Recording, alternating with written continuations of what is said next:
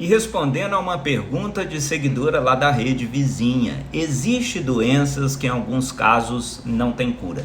Acredito que certos tipos de depressão não possam ser curados por nenhuma medicação ou terapia.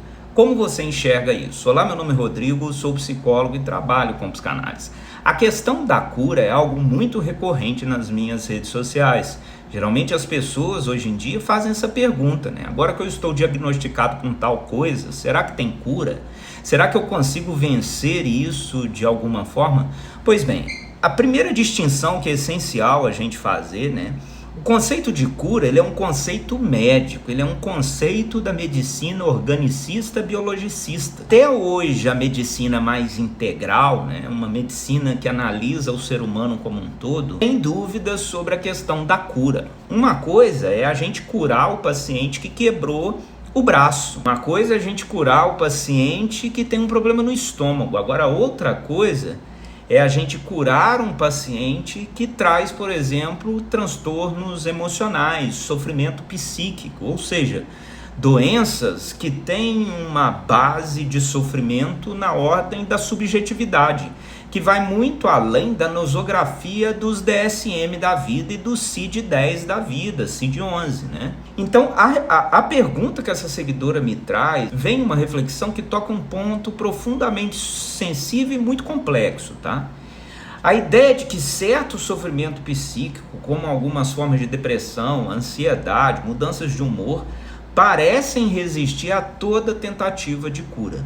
Sim, o psicanalista francês Jacques Lacan, né, ele vai trazer o conceito de gozo, né, que eu nem vou entrar em detalhe para o vídeo não ficar muito complexo, mas é aquele gozo que a gente tem de vivenciar aquela doença, são os ganhos secundários, o prazer no desprazer. Do ponto de vista da psicanálise, é importante começar afirmando que o conceito de cura ele não é linear, ele nem se resume à eliminação de sintomas.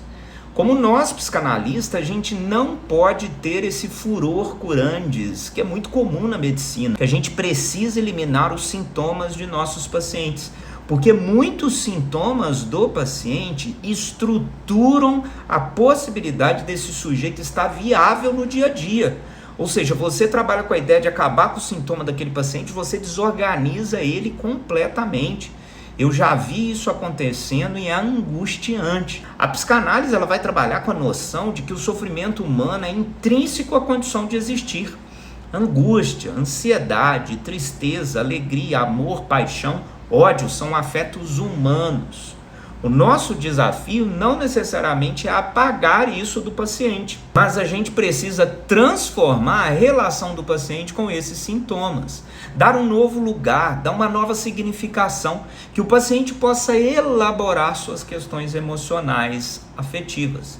Quando a gente fala de depressões crônicas, resistentes, a gente entra em um território onde o inconsciente certamente está impregnado de marcas traumáticas, de questões do passado que necessitam ser ditas e faladas, verdadeiros conflitos não elaborados ou repetições que se arraigou em padrões psíquicos ali que a gente vem repetindo às vezes há décadas. Então esses estados podem parecer sim imunes a muitas intervenções externas, medicamentosas, terapêuticas e psicoterapêuticas, mas isso não significa que são sem soluções, entende?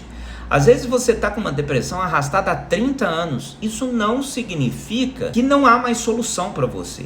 Significa talvez que estamos diante de uma dor que exige outra linguagem, outra escuta que você usou até os dias atuais. E a psicanálise ela vai propor que sintomas, por exemplo, como os da depressão, são mensagens cifradas e enigmáticas do inconsciente que precisam ser trabalhadas.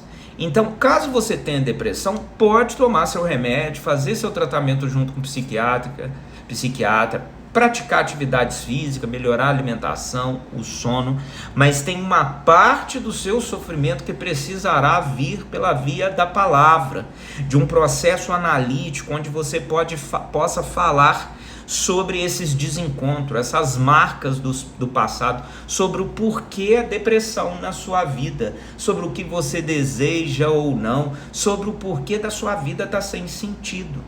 casos onde a depressão persiste muito, né?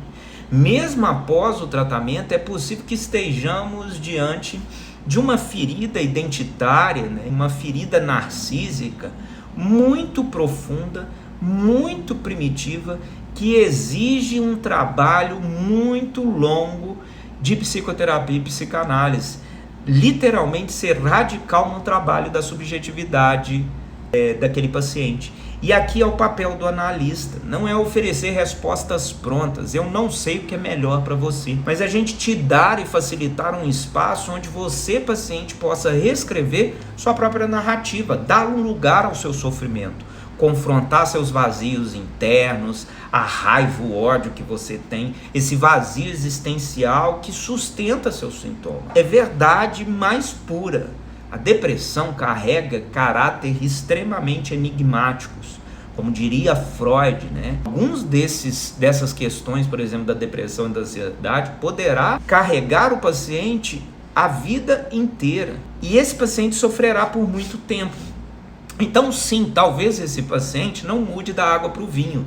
Ele não saia de uma posição mais depressiva, mais reflexiva, mais triste, mais introspectiva, para virar o grande famosão da internet, né? Que fala com todo mundo, que articula com todo mundo, o extrovertido humorado, né? Mas não necessariamente esse paciente precisa sofrer nessa depressão que lhe arrasta cada vez mais para o fundo do poço. A cura, escuta bem isso, não está sempre na ausência de sofrimento, mas sim numa capacidade do paciente de reconstruir sua vida e habitar sua própria vida com mais verdades, com palavras nos seus afetos, com linguagem no seu sofrimento. Há depressões sim mais resistentes, mas isso não significa que você deverá sofrer, sofrer e sofrer sem um fim. Então não sofra sozinho.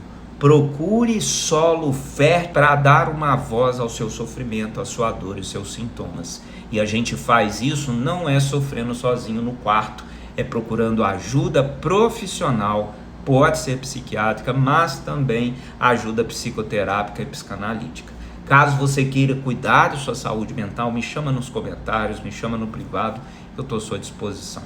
Conte comigo, um grande abraço, vamos junto cuidar da sua saúde mental. Tchau, tchau.